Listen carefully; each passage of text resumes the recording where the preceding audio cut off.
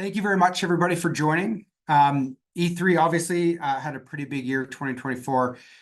We haven't had an opportunity to update the market with a webinar for quite some time, so very excited to get an opportunity to spend some time and take you through everything that E3 has been working on, where we're at today, and where we see ourselves going over the next year and beyond. Obviously, today we'll be making some forward-looking statements. These are here, they're on the website, so you guys can review those as you need to. So E3's strategy here that we've developed over the past little while has been to create a company for significant growth by developing our lithium assets in the province of Alberta. And what that really means, and for those who are new to this and joining a webinar for E3 for the first time, the high-level overview of the company is that we have a secure asset in the province of Alberta that was a historic oil producer discovered in the 40s that we are repurposing and turning into a lithium producer. And on the back of a very sophisticated and mature oil and gas industry in the province, we're able to capitalize on that and build a lithium industry that is yet nascent in Alberta, but we're looking to change that, obviously, by developing a new technology to extract lithium from these brines and then commercialize that technology by being able to produce our own lithium here, making lithium, battery-grade lithium products for the growing electrification world, which is now everywhere you see. You can't turn around without seeing a lithium-ion battery somewhere in some device, in some car, in something. So they're becoming ubiquitous, and the market for them, for these products that use batteries, is growing exponentially right now, and we'll talk a little bit about that as well. So we are focused on our core asset, which is the Clearwater project, advancing that towards a commercial revenue. We have a significant ability to grow our assets with the Bastion District, and I'm going to talk a little bit more about that today as well. Obviously, we are a battery company. If you look at it from the top down, we are going to produce products for the battery industry. And we believe in building partnerships, and that is the foundation of this company, has always been in collaboration. 2024 was a pretty pivotal year for lithium in Alberta. E3 obviously advancing the cause here, but not the only companies working on it. Some great other companies in Alberta, both in the resource space as well as in the technology space. And it is interesting how many lithium direct extraction technology companies are out of Alberta, even though we're nascent industry today. We have a very entrepreneurial spirit here in the province because we just get things done. That's how we operate. And so for 2024, the big catalyst for us for this year was the pre-feasibility study, a culmination of a lot of work in engineering, obviously the sum of our technology development that we've been doing to get the direct lithium extraction to a point where we were comfortable enough to put it out in terms of a commercial design, and that because we developed that technology from scratch and have been perfecting it since 2017. We now are working with other companies on that, and we'll talk a little bit about that as well. So the pre-feasibility study marked the big change in how E3 operates, because we put out a project that showed a significant value of $3.7 billion NPV after tax, based on a 30,000-ton operating life LHM with a 50-year mine life. So just think about the size of this opportunity: 30,000 tons a year initial production, 32,000 tons initial production, operating for 50 years. And the size of this area within the Bastion is actually quite small. Booking our first reserve, 1.3 million ton LHM reserve, proven probable, at a capital cost of $2.4 billion. And when you look at the cost of this project, it's a big project. It has a big capital cost as well. Some of the initiatives that we've been working on that I'm going to talk to you today is about how we're going to reduce that capital. And the next slide, I'm going to talk about the operating costs, because there were some sacrifices, which we still believe are the right ones, to keep the operating costs fairly low. We believe, and our goal at E3 is to do this project as best as we can. And what that meant for us is we built in a zero liquid discharge philosophy, and then we don't source our water. And I'm going to talk about this in our process map, but this is fundamentally important to our project because direct extraction has been called out for using a lot of water, and it does. The process uses a lot of water, but that doesn't mean that that water has to be from the environment. You can source it internally and reuse it, and that's what we plan to do. We're also, in terms of land disturbance, direct lithium extraction, all projects share this. We have a very small surface footprint, very, very minimal surface footprint. And this is exemplified by this photo. This is our pilot site.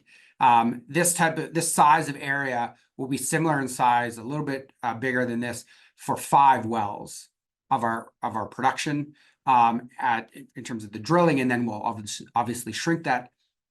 And not very much bigger than this area that you see on the slide will be our facility. So we're actually quite a small surface footprint in total. And we plan to focus on our carbon emissions in the future, probably not day one, but in the future, next, year 3 or 4 into production, by deploying a carbon sequestration system. And a lot of this has been done now in-house. We've built our own expertise to build this project, and we've been staffing that up based on our core group of people. We've been adding skill sets to this to get this into feasibility. And when you look at our operating cost on the C1 cost curve basis, this is projected out to 2030 for all the projects you see on here. We are in the bottom side of this graph, and I think it's an incredibly important part of this project, because our comparables and the good friends of ours over at Lithium Americas Corp, who are advancing their project and starting construction right now after their DOE loan and their recent announcement of their joint venture with General Motors, has a similar operating cost to us and a similar size resource and a similar size capital. So it's a very good proxy project for E3 in terms of what they've been able to accomplish. They've always been ahead of us. LEC has been out in front of us for years. But we've kept pace, and so we're behind them by a couple of years. But that advancement in our path and their path has been somewhat the same. Unconventional lithium project with a technology angle. I get a lot of questions about our process flow sheet. So it's like any process flow sheet, it's somewhat complicated, but I'm going to try to step through it as best I can. And if there's any questions that we have at the end, I'm happy to come back to this slide. But fundamentally, this moves from the top left to right, and then swings around to the bottom right to left. And so the first step in our process is we pump the brine out of the aquifer using a series of wells. In the pre-feas for 32,000 tons a year, we envisaged a little under 200 wells from pads of 5 blocks of 5 wells, so 38 pads in total. And what that does is it enables us to get all the brine we need to feed the plant. We bring it through underground pipelines to a central facility where we degas it. And that's the only thing we do to this brine, is we release the gas and we basically depressurize it, and the gas comes off. We then pump that gas back down into the aquifer, and we put the brine through the direct lithium extraction units, which are basically just, as it shows here, tanks. In those tanks, it's full of beads, and the beads select the lithium. So we just flow the brine through these beads, the lithium attaches to it. So by the time the brine reaches the bottom of the tank, no more lithium in it, and then it goes right back into the aquifer. So for a closed loop system, we handle that brine for as little as we possibly can. Every so often, these beads fill up with lithium, then we strip it off. We use pure water to strip it off, and that is where the water comes into the process. And that creates, you get a lithium and a chloride when you extract it out of the salty water. And so when you pull it off with the fresh water, you get that same lithium and chloride. Our concentrate is greater than 60% pure, generally up around 70% pure. And just as a proxy, when you hard rock mine a project, if you're hard rock mining spodumene, and you create a concentrate, generally concentrates are between 5.5% and 6% pure. So this is an order of magnitude more pure than that similar proxy project. So the work that we need to do, therefore, to refine it and get it to a better grade product is significantly less. And that's a very important factor here. We're just treating water once it comes out of this. So we have lithium in water with a bit of calcium and magnesium, and then we separate that calcium and magnesium out while we further concentrate it. So that's the next step, is that we put it through membranes and reverse osmosis to remove water, to do some filtration. And then we do what we call polishing, which is the final removal, where we use conventional ion exchange to remove calcium, magnesium, and anything else that's in there. And then we have lithium chloride that's fairly near battery grade. And then we do another concentration step, which we use a pressure evaporator to remove a bunch more water. And then we add calcium carbonate. that calcium carbonate we add sodium carbonate. That sodium carbonate reacts to make lithium carbonate. And the byproduct of that is sodium chloride, which is salt and has a bit of lithium in it. And we put it back into our brine because the brine is just salty water. And then we can extract that little bit of lithium out. And then we add, if you're going to make hydroxide, we add calcium hydroxide and we produce lithium hydroxide that gets bagged and shipped. And the byproduct of that is calcium carbonate, which is just cement. So we can sell that to the local market. So our goal here is to minimize to near zero any waste. We have zero liquid discharge. So the system is fully enclosed. Water recovery, obviously, as I've talked about, is an incredibly important part of this. So the purple line represents where we pull the water off, which is from the concentration steps in the membrane and the evaporator. There's a little bit of water that come off the crystallizers as well when we make the final salt. That gets fed into a water purification system where we remake fresh water.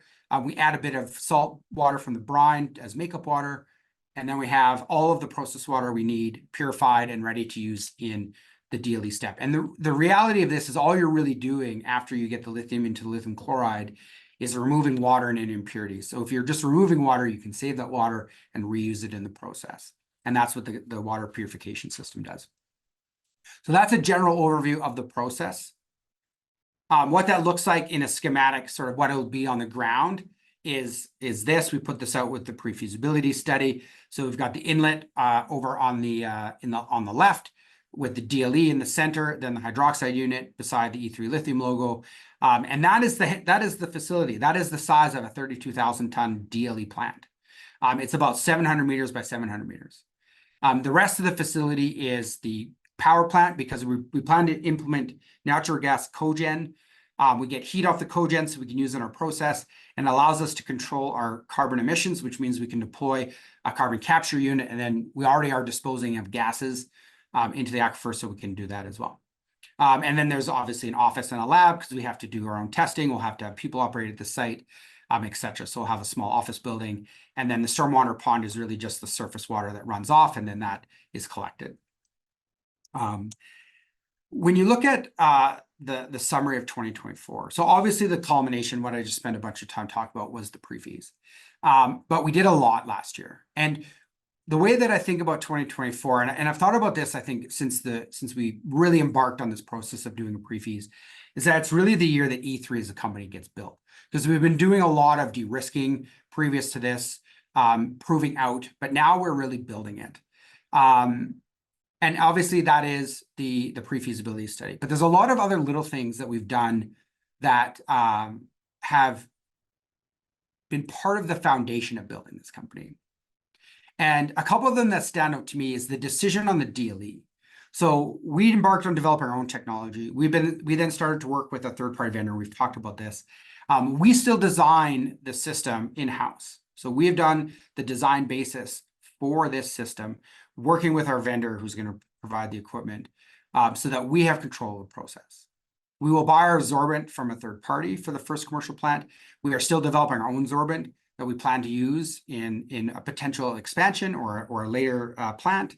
But the fundamentals is that we have selected that process. We have the expertise in-house to design it, and that is fundamental to the success of this company. And that setting that line, setting that decision, and de-risking that technology is so fundamental to the success of E3. And we're very excited to make that. It ended up delaying the pre-fees a little bit because we had envisioned to have it out in Q1, but it was a lot more work to make the decision than we envisioned it would be. But we embarked on making the right decision, so we didn't sacrifice the time. So we spent the time to do it, but that meant we ended up releasing the pre-fees in Q2 or the later part of Q2.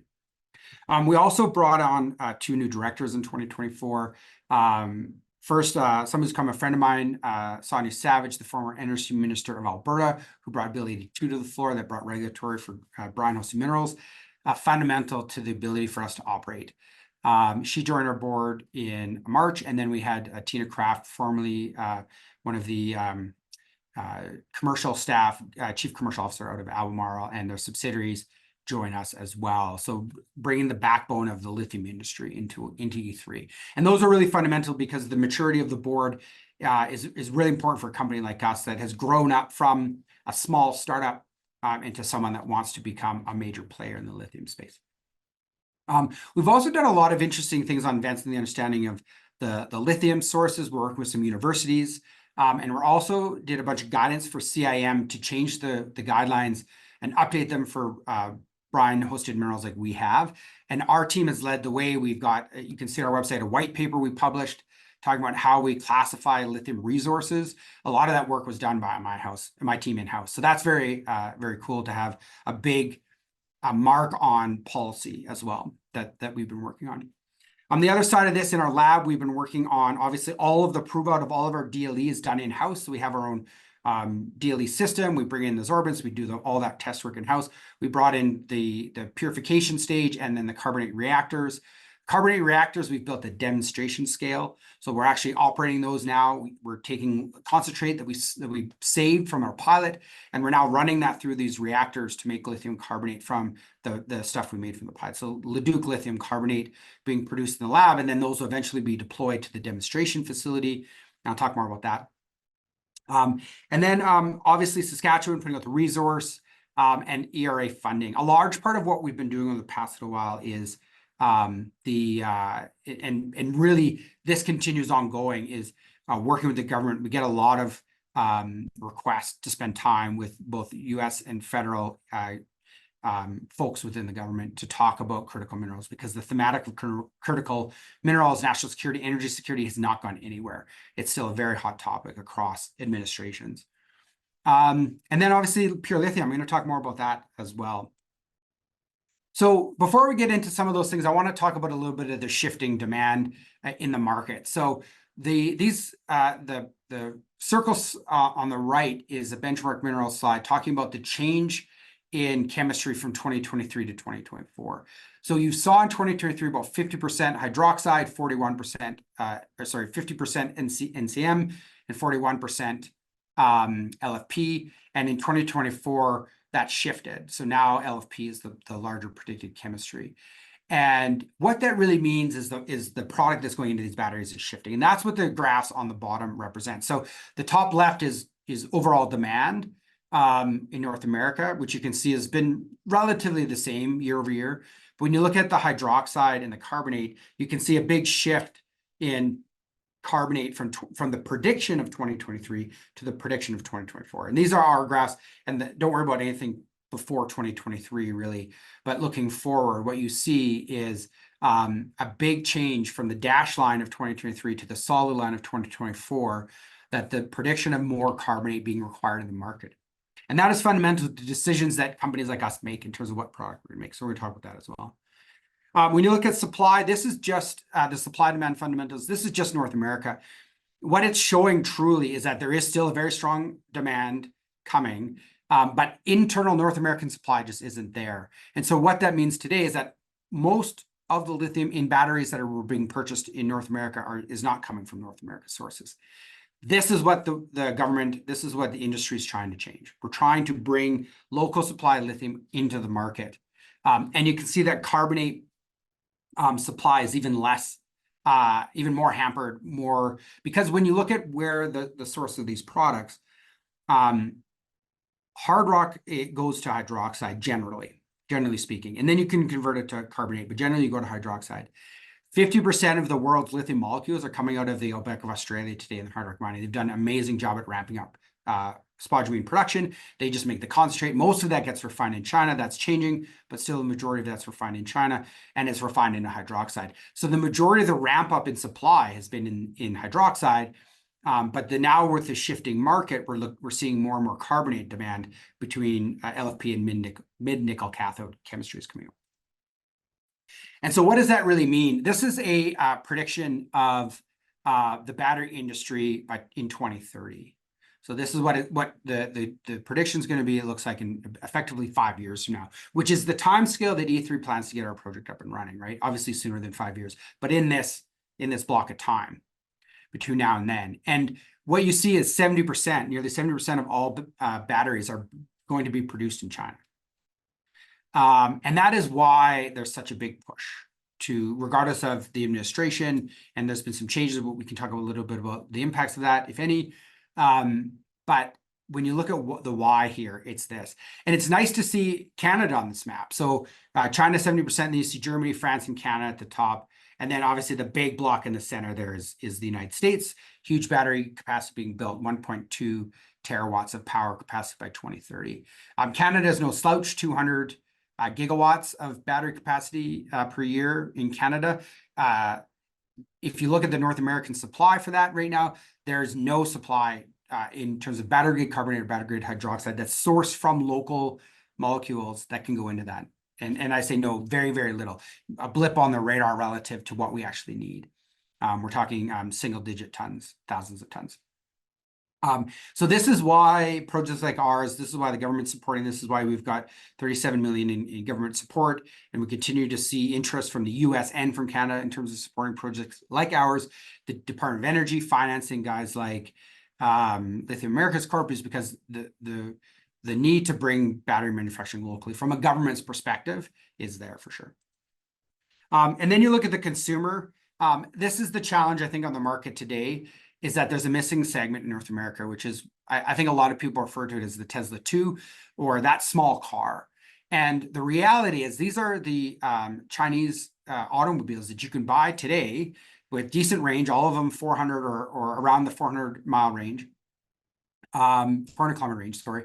And all of them at a price point that anyone would buy. And so when you look at what's available on the market today, generally they're 45 to 50,000 minimum price, and most of them are verging on sort of the 100,000 if you want the trucks and stuff like that. So there's just no mass market car today that you can buy in the market in North America. And with the 100% tariffs that the US and Canada put on them, that means all of these prices are double if they were available today, which brings them to the same price as all the other cars, which is obviously on purpose. So, you know, looking at this, the perspective of the market, you know, there are this segment that we're working on. I think a lot of the OEMs are talking about this. Tesla is talking about the robo taxi, potential Tesla 2 hitting the market at some point. Once it's all about units sold. So right now the number of units sold is growing every year, but the mass units aren't being sold because we don't have these cars. And then you get, once they get sold, then you have the infrastructure, charging infrastructure coming.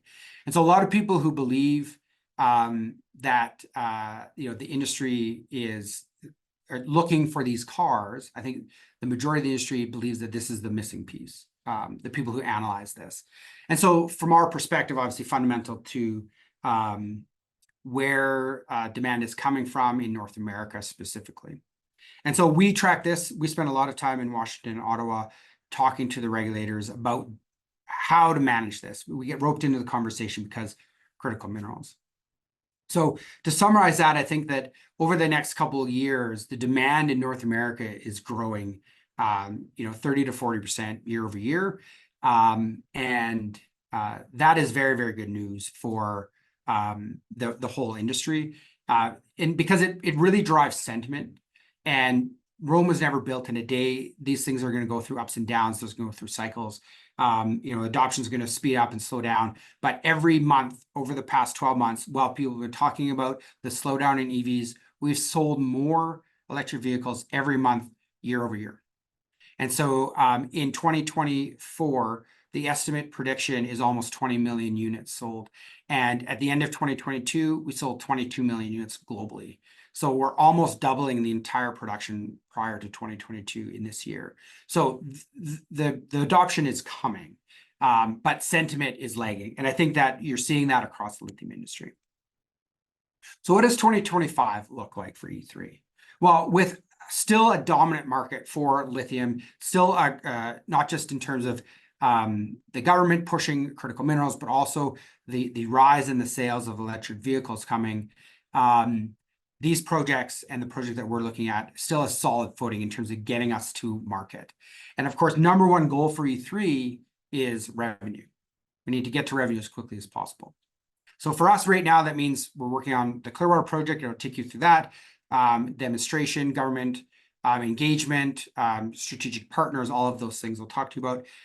But there's also a bunch of stuff that we're working on in the background that are not developing the first project, but are creating potential short and long-term value.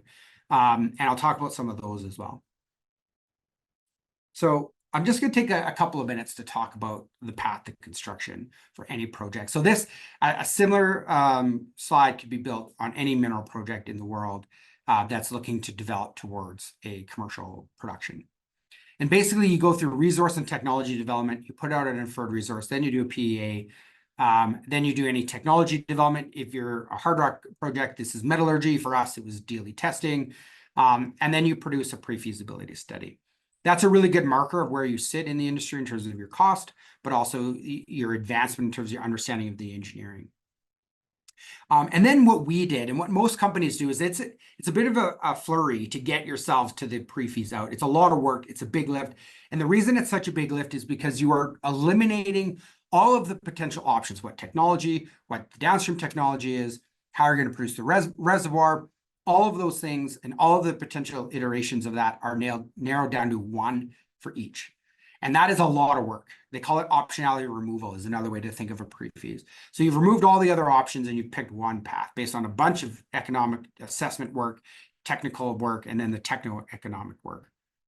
And so then you make a decision. This is the process. And then you finish that. And for us, we sat back and we said, okay, let's have a bit of a breather and let's look at that and make sure that we made all the right decisions. While we were doing that, we implemented something in E3 called Agility, which is a project management framework for enabling us to work very efficiently because we're going to staff up. We've already gone, I think at the end of the pre-fees, we were just under 30. Now we're 36. We're probably going to be 40 by the end of the year or early Q1. And the two teams that have been staffing up is our commercial team, as well as our engineering team. And so we wanted a good system to operate, and so we brought in Agility to do that. And you can Google Agility. It's a way to manage projects. So we took some time to do that. We also took some time to review the pre-fees. And what we found is that there are no major decisions that we made that we needed to change. Technology decisions, path, reservoir development, all of those things, we decided we made the right decision. But there are a couple of things that we decided that we could change to help us move this project a bit faster. And one of them is hiring your own team. So you sort of have two choices. You can do a lot of the work yourself internally, or you can hire that work out to a third party. Hiring it out to a third party is much more expensive, but companies do it because you don't have the liability of staff. But from the perspective that we have, because we're designing something new, we want to own that design. We want to own the design. We want to own the optimization of the design because you can spend a lot of money churning through engineering firms while you're piddling away at trying to make a decision. If the decision's done in-house by your team of experts, then you're just handing them a design package to go build. And that's effectively what we've done with the demonstration facility. So we design it with our vendors. We did the design basis in-house.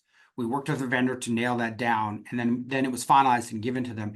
And now they have a clear direction on what exactly they're building. And then they go away and they do the final, what we call detailed engineering. So where every little valve and pipe is going to be, we approve that, and then the equipment gets ordered and assembled.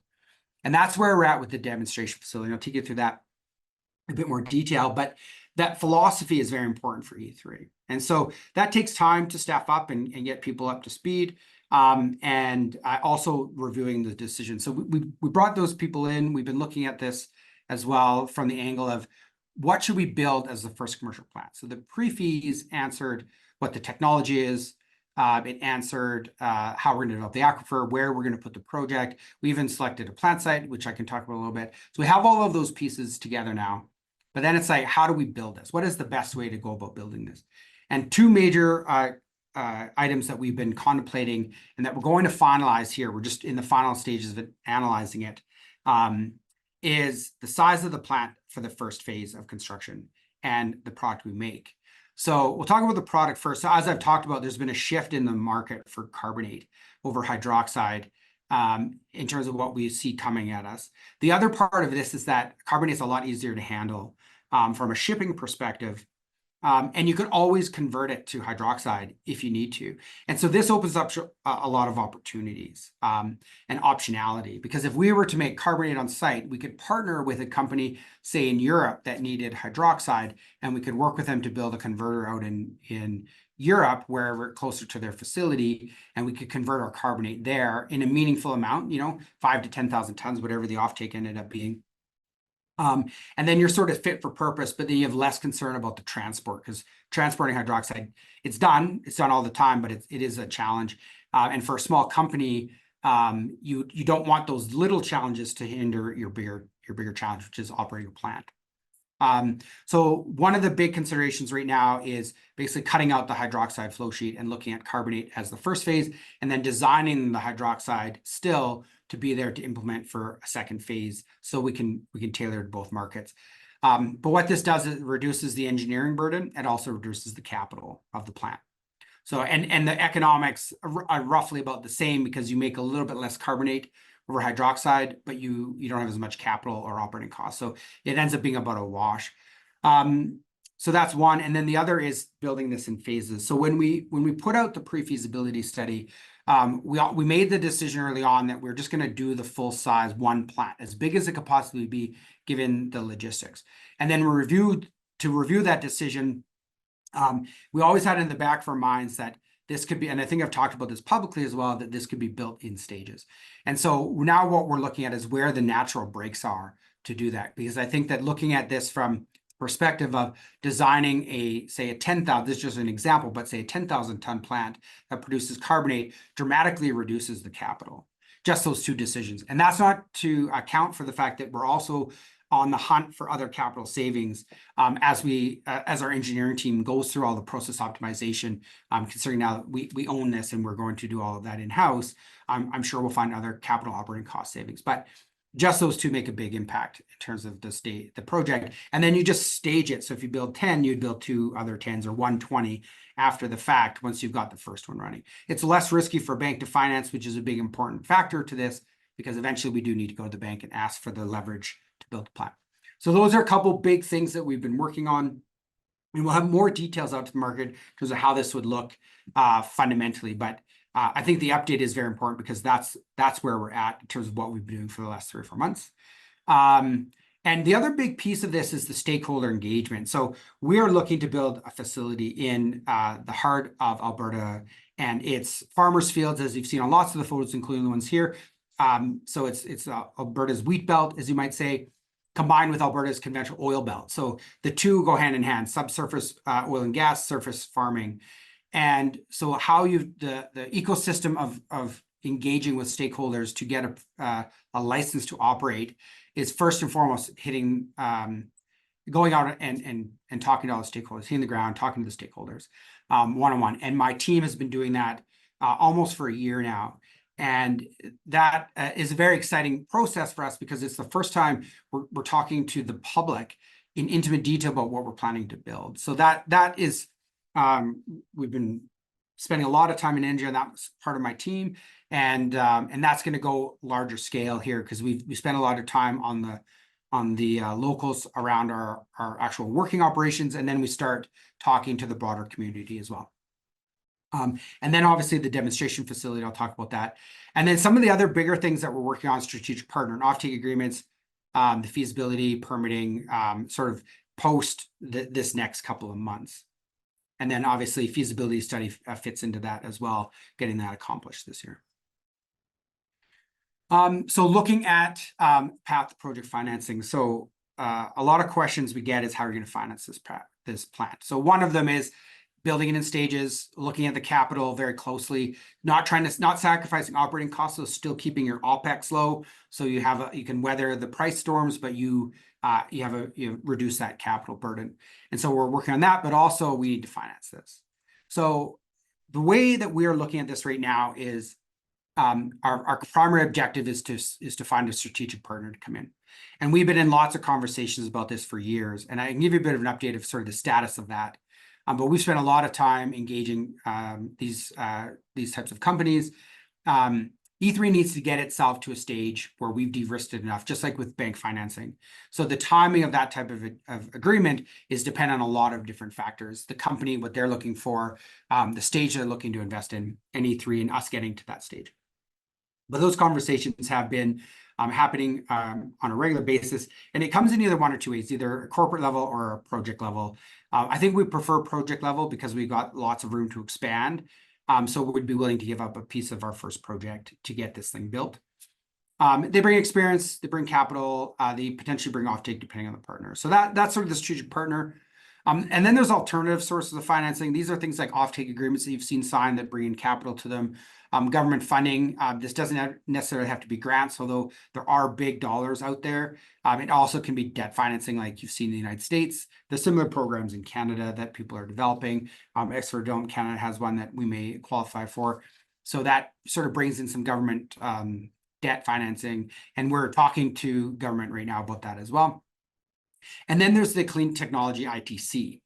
And this is just being passed. What it basically means is that you get 30% of your capital back to you.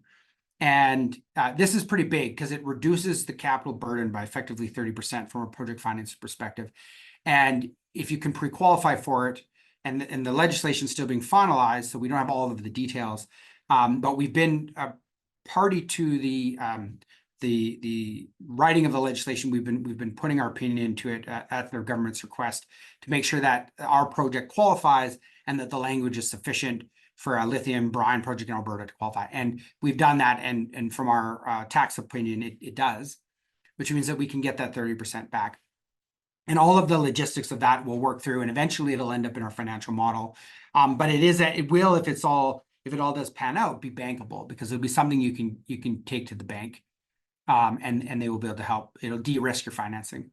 The other piece of this is the performance guarantee. So all of the technology that you bring in, whether it's an RO membrane or whatever, the sorbent, they all come with some sort of performance guarantees, and the EPC provides some sort of construction guarantee, and all of that is required for the bank, and that culminates in a project financing package, debt financing package. And so they'll leverage a project between 50 and 70%, 50 and 70%.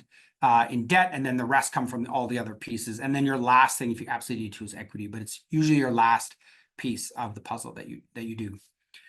Just to give you an update on the status, so we don't talk about our agreements, and we don't publicize them. A lot of companies have said we could, but we haven't, because we believe that the right strategy here is to find one good partner, and when the right partner comes in that has all the pieces, that is looking for the long-term supply, that we haven't ruined the relationship by potentially scaring them away, because we've done deals with other companies that they may be competitors with. So that's been our strategy. But as an update to where we're at, we have 3 non-binding offtake agreements signed, we have 4 MOUs signed, and we have 4 more in progress. And MOUs, non-binding MOUs, are more for on the strategic side, and then the offtake more on the offtake side. All of them non-binding, obviously, because that's the stage we're in, relationship development stage. But E3 has been very active. Our commercial team and myself have been very active in Japan, in South Korea, in Europe, in North America, US and Canada, talking to all the companies. We offer something that very few people do. And I talk about that, the sort of what Alberta has. We have huge lithium resources.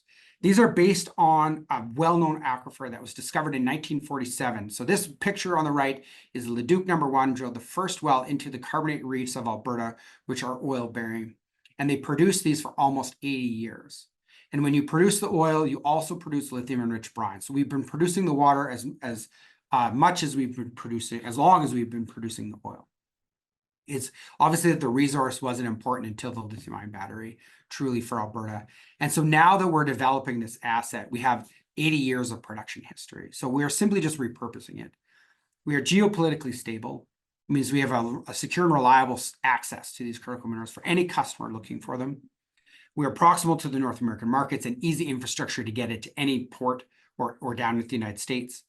Obviously, the synergies with oil and gas is the backbone of E3, because we operate like a conventional oil and gas company. So we have the knowledge and the infrastructure and the workforce. And we have a proactive regulatory framework. And this is really exemplified by Bill 82. The regulatory authority to the oil and gas regulator, which now we have a full framework that they're developing. And we're actually testing it right now. We're going through the process with them. And it is a very collaborative process to get these permits in under the new regs, which has been great. And the AR has been fantastic to work with. And what that looks like from the perspective of what the AR does is every quarter, in the last quarter at least, they issued 1,200 licenses for producing wells. And what this means is that this is a very active regulator who issues licenses on a regular basis, And because we're using the same directives, the same application process for our wells, we fall into the same process to get wells licensed.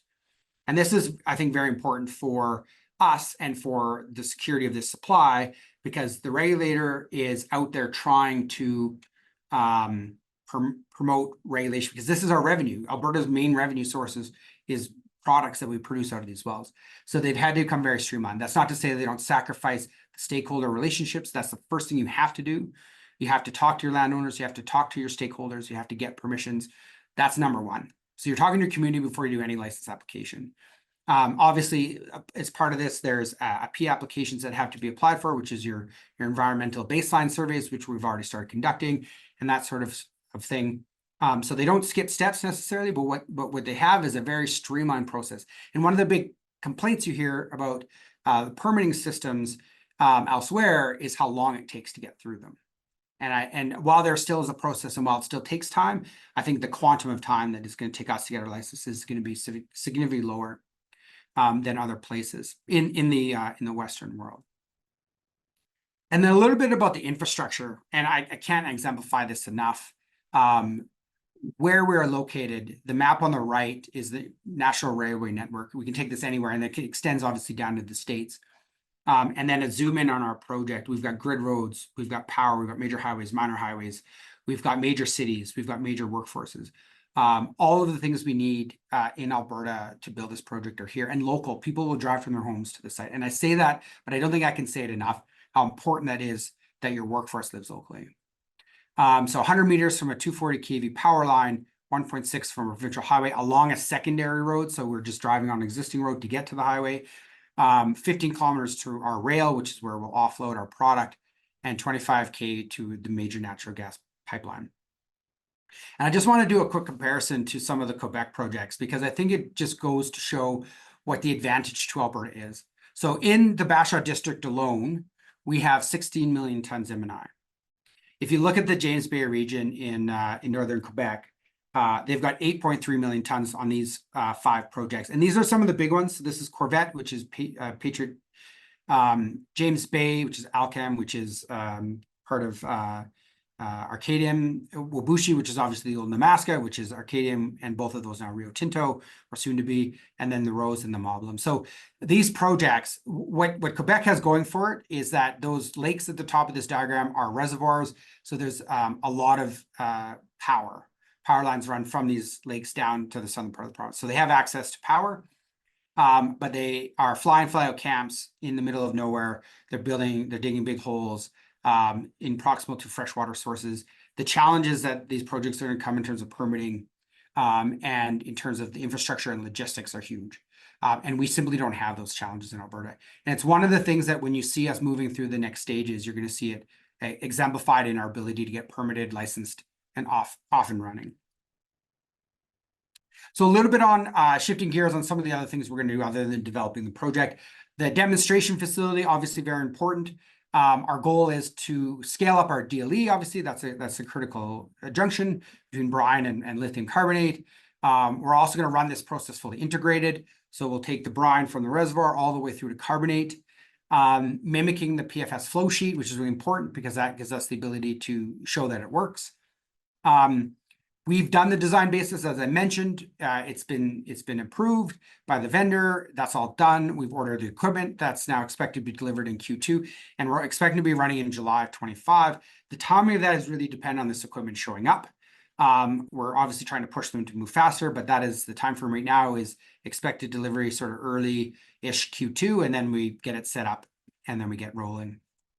And as we've talked about publicly in previous announcements, we're building the carbonation reactors in-house for the demonstration facility, and we're making carbonate prior to the demonstration from our concentrate from 2023. The other side of what we're working on is that we have all this land. So what are we going to do with this massive resource? So we're going to talk about the Bashaw district. This is our primary project development area. And how we see this growing is scaling projects as we get revenue coming in. So 16 million tons M&I across the blue outline area of the Bashaw district. You can see Clearwater in there for scale. That's initial production of 32,000 tons a year, and that's 50 years of operating life, which means with a 1.3 million ton LHM reserve. And so I've drawn what is an example, a graphical representation. It's not the actual area extent, but it's about what the next project size will look like and where we sort of look to do it, which is sort of east of Red Deer. And while we look to develop that, we're going to work on this in obviously over the next couple in 2025. What this really means is that we can continually scale. So we're going to look at a second project, then there'll be a third, a fourth, and potentially even a fifth. And that sort of depends on our agreement with Pure Lithium, which I'll talk about in a bit. So it depends on the drill plan and the operating life, but effectively, from the starting point of day one being the first day we produce a lithium product commercially, 10 to 15 years to scale from 120 up to 120 to 150,000 tons a year. So if you were to look at that in the scale today, that's a global scale lithium project. And I really want to exemplify this because Alberta is going to be a lithium jurisdiction. We're one of a couple of companies that have assets of this size. And we're all looking to get these things off the ground, which means that Alberta could be one of the largest producing single jurisdictions if it's all successful. And that just the size of the opportunity here is so big that we believe that it's going to get up and running. And the government's supporting it, obviously, and we've seen that continually come in from all angles. So they want it, we want it, our shareholders want it, the industry wants it. So we've got all the momentum we need to get this built. And scaling from one to the next is obviously an important piece of that. So we're going to work on that this year. We also have a couple other projects in Saskatchewan, and we have the Rocky, which the whole district we call the Guaranteeing District, which is to the west of Bashaw. Bashaw obviously being our primary resource area. The other two we're going to look to create value on. So I don't think at this point in time E3 envisage necessarily operating these, but bringing partners in to operate them with us and take on probably a majority ownership, if not all ownership, depending on what the value is. And so what we see these is that the potential sources of additional capital or long-term value. So short-term value in capital or long-term value in terms of having another asset that someone else is paying to get into. And the Garrington is a very big asset. So we're dusting that off. We haven't really looked at it since 2018, but we're dusting it off. We've got a 0.9 million ton resource. We're out sampling right now. We're going to update that resource and then we'll sort of look to see what that looks like and go from there. And then Pure Lithium. We get a lot of questions about Pure Lithium. Just some context, this picture is me last week at the Pure Lithium facility. This is in their lab, which is behind us. We're just at the entrance of it. The lady on the right is Emily Bodwin, the CEO. The lady in the center is the Consulate General at the Canadian Consulate in Boston and her team. And the lady on the far right is Amelie, their commercial person at Pure. But the Canadian Consulate, the Boston Canadian Consulate came to the facility to check it out, to see what we're doing, to talk about how this is going to come to Canada, how we're going to build batteries in Canada, because that is the goal. So we've signed a joint development agreement. The potential here, the real value that we're going to create is low-cost, high-performance batteries built in Alberta. That's the goal. And how we do that is we take our concentrate. This is the same image that I have from the previous slide in terms of our process. We take the lithium concentrate out of that process somewhere along the way, not the fully refined stuff because we don't need to. We plate it. Pure Lithium uses their electrodeposition technology that they've developed to take that concentrate and plate it directly onto copper as lithium metal and then make a battery. And when you do that plating, you've got about half maybe-ish of the battery already produced. So you're reducing a significant amount of downstream capital for E3 because we don't go into a salt. So all of that refining and then conversion doesn't happen. And you have a direct source of lithium to do the plating. So you're not having to buy lithium on market. You have lithium plated. And you're creating something that has significant value add because a battery sells for several orders of magnitude more than obviously the raw product. And you're reducing the manufacturing steps. And one of the big steps you reduce is the cathode active material step, the CAM step, because you don't have to make activated cathode. You don't lithiate your cathode in this step, which removes that entire process, which is where our product, when we make a carbonate, it will go to cathode plant. So the development of this technology, obviously, it takes a long time to get these qualified into something like a car. So the goal right now is to get these up and running and put them in devices as a starting point and then scale the business. But so the steps right now that we're working on with Pure is a technical economic assessment. So we're basically doing a scoping study, PEA sort of style, on the value of a battery facility operating in Alberta using concentrate and making lithium metal vanadium batteries, which is what their technology is. And then we're also looking at, through that, we developed the flow sheet, which is the joining where our concentrate comes into their electrodeposition is the engineering work we need to do, because it's obviously taking two different flow sheets, putting them together. That's what we're working on right now, is that engineering. And then that obviously develops a flow sheet, and then we're going to design and build a small scale one of those as a pilot and look to operate that pilot in Alberta. And we've applied for some support from that as well. So that's the goals over the next while. Once those two things are accomplished, the respective boards will review that, and we'll look to, upon their approval, sign a joint venture to give a portion of our land. We're looking at sort of the south area because it's proximal to Calgary, therefore the workforce. And they would vend in all their technology, we'd vend in our technology, and we would form a joint venture company that would go off and prosper as a battery company in Alberta. And that's the ultimate goal. We have a lot of work to do between now and when that will get signed, and then obviously a lot of work to build that. But this is a very exciting potential value for E3 and for Pure as well. And I just want to wrap on a little bit on where we're sitting, because the market hasn't been kind to lithium companies in the last little while. And so, you ride the wave of stock price as a company. You don't have a lot of direct impact. You only have secondary impact because you don't buy and sell the shares yourselves. So what you can do is a couple of things. One is that you can continue to put your head down and do great work. That's our philosophy. We're getting the job done. We're building a company. We're building value in this company. And while the global market is depressed right now because of probably overstocking out of China and their control on the industry, we have the ability to still progress our project.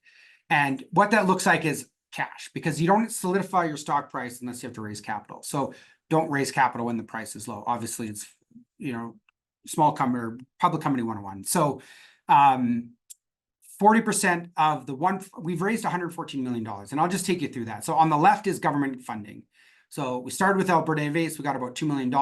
Then we got a big grant from Strategic Innovation Fund, which was a foundational support from the federal government through ISED. And then we got support through NRCan for the pilot plant, and then Emissions Reduction Alberta for the demonstration facility. We haven't spent a single cent of the $5 million. And we have $19 million from SIF still left. And then on the right, a summary of our fundraising. And you can see that we've ramped up over the years. So 2017 to 2019, not very much. And thank you. There's a bunch of shareholders that hold very big positions in E3 that invested in those fundraising. So thank you for your early support. 8.5 in 2020. And then we did a big capital raise in 2021. And then we had warrants coming in 2022. So all of the 13 million in 2022 were warrants that were issued in 2021. And then we did a raise in 2023, as you well know, 23 and 5, so and change, so about 29 million plus warrants. So the total we've raised in equity is $76 million. And the total non-dilutive is 37. So for a total of 114 million, 40% of that is still available today. $47 million we have available to us between the cash, which is about 23 million, roughly at the end of Q3, it will be about 23 million, and then the government funding as well on top of that. So we've got a very healthy cash balance going into 2024. We're obviously, with the work that we're doing between demonstration feasibility, the spend starts to increase as you do these activities, but we're well positioned to get through the storm of lithium sentiment and the low stock price. So I think that's a very important piece to our story and where we're going over the next couple of years. And even with all of that and with the share price and the cash, we still have only 75 million shares outstanding. And so just to wrap up, and this is a repeat slide, but I just want to sort of talk about this to close out. What does 2025 look like for us? We're going to prove the demo. So we're going to build this demo. We're going to demonstrate making lithium carbonate. That helps us with qualification. So we get an offtake and we want to start pre-qualifying the product. We can ship them regular batches of lithium carbonate. They can start testing it in their lab. We are also working with the ISO committee. Michelle in our lab has been working with them so our lab will be ISO certified, and she's doing all of the testing. We have the expertise in-house already and the equipment to do our own battery lithium carbonate, lithium hydroxide testing to assess its quality, so battery grade. Another big effort, and the commercial team has been staffed up to execute on this, is finding that strategic.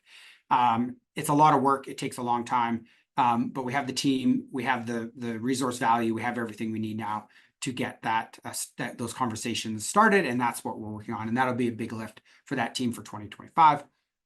And when that happens, it's hard to say. Again, it's a Venn diagram of interest and what they need technically and when we're ready to give that technically in terms of our engineering. So, but all of that's being completed. And obviously part of that is offtake. So through those conversations, obviously our primary objective is a strategic to come in and support the project, but through those, we're also working through potential companies that would just be off takers. And the market has shown that sometimes, a lot of times actually those come with some capital to support your alternative financing, as I had in the project finance slide. Obviously asset divestiture, we talked about that a little bit, looking at what we might do with Garrington and Saskatchewan and how we might create some value for those. We're doing a lot of work with government. We keep being invited back to talk to the government about all of the policies around critical minerals, both in the United States and in Canada. And I think the administration change, that's going to continue from what we've seen. And we do spend a lot of time in DC and have over the past several years, Lee and I, going down and talking to guys like the SAFE or the Wilson Center. So, and there's also, I think, 2025, you see a lot of regulatory movement. So we're going to start some of our big facility applications will start to be submitted in 2025. Those are huge. Those really truly set the clock for when we can operate, because you need to submit to get them approved, and you can't start building obviously until you have your licenses. So like I said, we've been working for a year with our stakeholders, and that will continue as we expand the area and we start talking to the broader communities. But we're very thankful to be to be working in the area that we are. We're very appreciative to all of our stakeholders that are out there.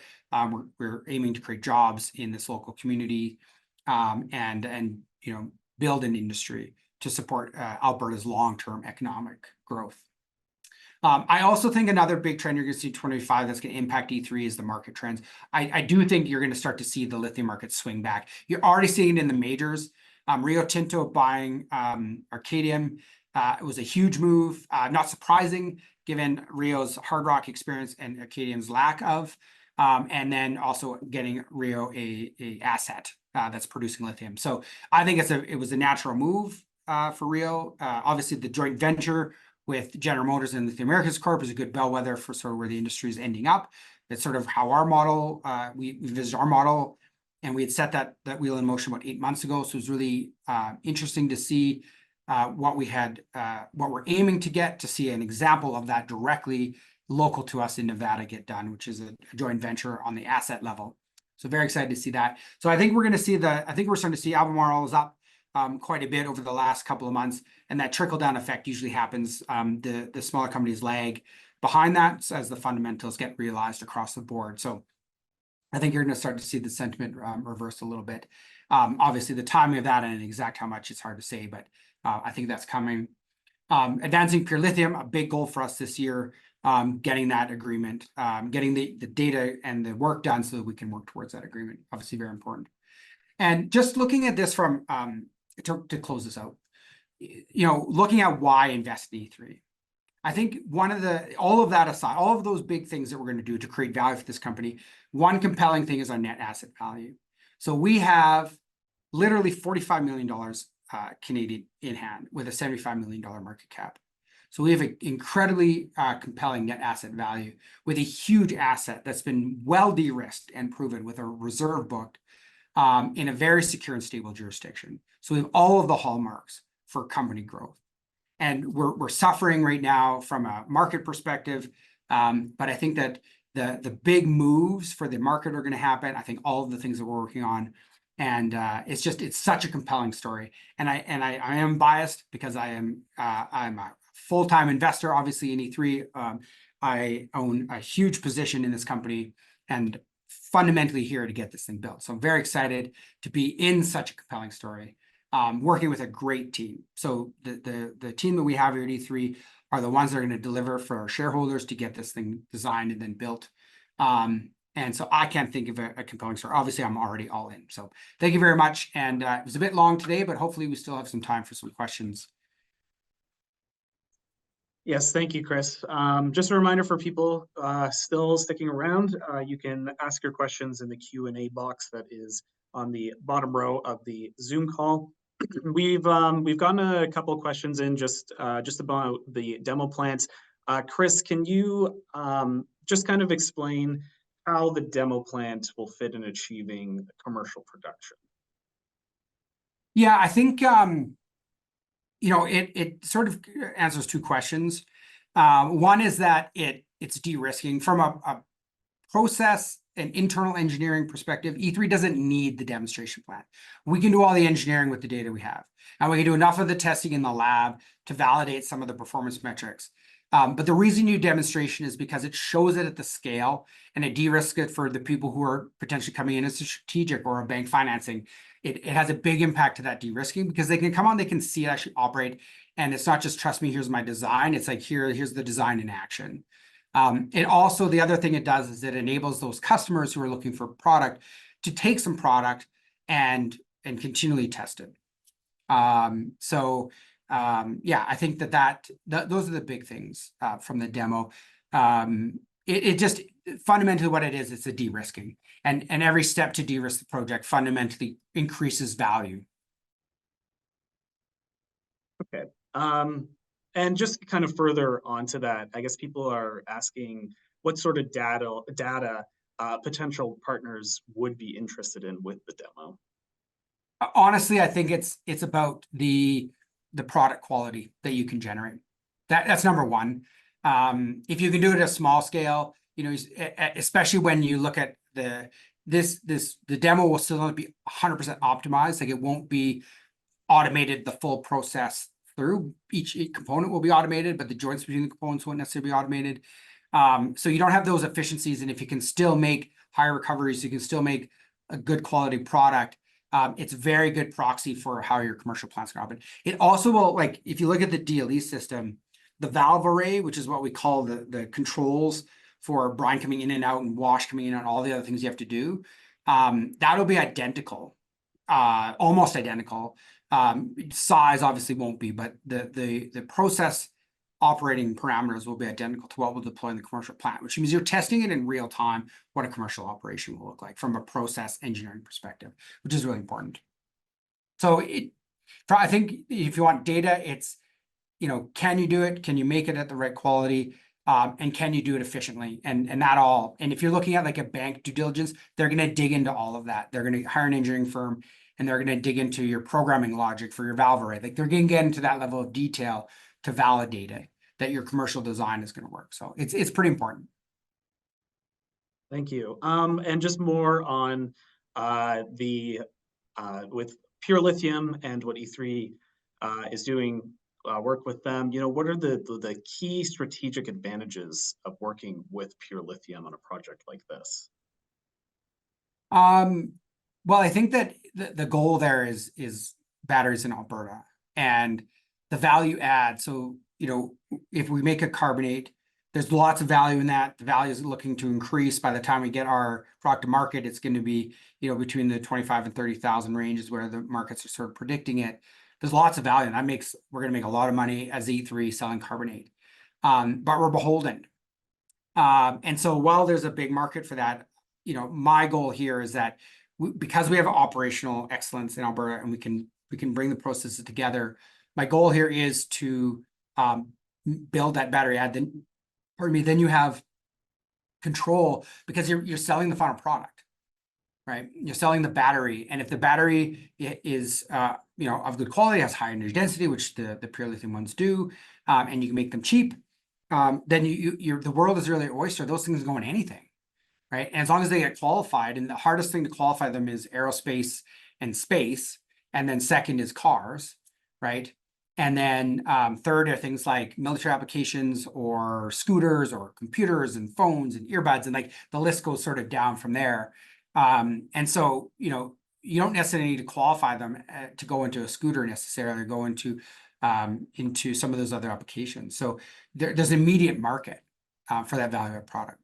I think that's what we see the value, and we're willing to give up a piece of our resource for that joint venture because I think that there'll be more value in making those batteries than there would be if we made carbonate with that resource. But all of that is to be determined. And I just want to qualify that we still have a lot of work to do on the technical economic assessment to determine that. But that's the vision. And just speaking about the market, you sort of touched on this during your presentation, but what is your view on the lithium markets today and going into 2025? The lithium marketplace? Yes. Yeah. I think that I hate to use this because it gets overplayed, but the dominance of China in terms of the raw materials and the batteries can't be understated. And the world is trying to shift, but right now, there's not like the battery factories that are going to build all the North American and European batteries. They haven't even really, like, they're being built right now, and some of them are starting to turn on, but like the real North American demand doesn't ramp up really truly from an internal like manufacturer of product perspective until the next couple of years, which is why the big swing happens then. So you're probably going to see a bit of a stifle in the first part, maybe the first quarter of 2025. But what I'm hearing, and again, I'm not an expert, I read a lot on this and I spend a lot of time talking to the experts, and the opinions that most people have is that this sort of hindrance to the market, this oversupply or wherever it's happening, can't last for very long because the fundamentals are still showing that more and more cars, more and more batteries, fundamentally batteries, don't worry about the cars, more and more batteries are being bought every single month, and that the market is consuming more and more lithium all the time, and you're just get to this point where between the efforts to onshore and the just global supply, you're just going to get to this critical tipping point where you're going to see the prices start to come back up in a hurry. I think I saw a prediction of sort of 20,000 by the end of this year and 30,000 to 40,000, potentially that high and then into the 2028 when we're 2027, 28, that 29, that range. And really depends on who you talk to. But everybody admitted that nobody saw 70 to 80,000 tons coming. So when they say, we think, 25 to 30, 35,000 might be the range, that's what they said before we hit 70 or 80. A lot of people are saying, though, that whatever that price spike will be, it's going to be sustained for a longer period because the fundamentals, again, are going to be every year, the fundamentals get stronger and stronger. So this is less sentiment and more reality. Okay. We have about 2 more questions here. One, and maybe this can kind of go off of what you were just talking about. What is or do we have the projected cost per ton to produce lithium carbonate? Unfortunately, I can't talk about that in definitive simply because I need to do that under a National Instrument 43101. But there, you can dig through the pre-feasibility study, and you can look at the hydroxide equipment. You can start cutting that off, and roughly it's about 300 million of capital US that we remove, roughly, plus the operating costs associated with it. But yeah, in terms of like what the economics mean for that, I can't really talk about what the NPV actually is. I can say though that it is roughly the same. Like it's not material, the difference in economics between the same production of brine to make carbonate and to make hydroxide. The economics are relatively the same. I'm just gonna, there's a question I saw pop up here about brines in Alberta, brines in Arkansas. There's a recent interesting report that came up from the USGS. And when we're talking about the resources in Quebec, the big resources there in James Bay region being about a total of 8 million tons, a report published by the USGS talked about somewhere between that the whole Smackover, and this is a projection, it's not it's simply that, so it's not an actual resource, it's a projection, was somewhere between 5 and 19 million tons in the Smackover. That's the projection. E3 has 16 in just our section of the Leduc alone. So that's how they compare. That's how Arkansas compares. Now it's higher grade, so less volume of brine there in total, but the resource size is comparable. But that's the whole thing, not just what one company has. So hopefully that gives you a perspective. A couple other quick ones I just want to touch on. We have already started our application for under ASO. That was a question that came out pretty nuancy, but I think that is important question because there's a lengthy time frame. So that submission was done quite a long time ago. The ITCs is the other one I want to touch on. So I can't definitively say today, which is why it's not in the economic report we put out for the pre-fees, what exactly the ITCs will cover in terms of our capital cost. But we have been providing our opinion to the guidance for the regulation. And as far as we can tell, most, if not all of it, will qualify for the ITC. Now, things like the building that you house everything in doesn't technically qualify for ITC. It would be the wells, it would be the pipelines, it would be the processing facility. So when I say most, the majority of the expensive stuff, and therefore percentage-wise, the majority of the percent of our project capital costs would be covered by ITC at 30%. So. All right, well, that about brings us to time here. If you do have additional questions for us, you can email us at investor@e3lithium.ca. We want to thank you for taking the time to join us today, and we hope you enjoy the rest of your day. Thank you, everybody. Thank you very much. Thanks for joining.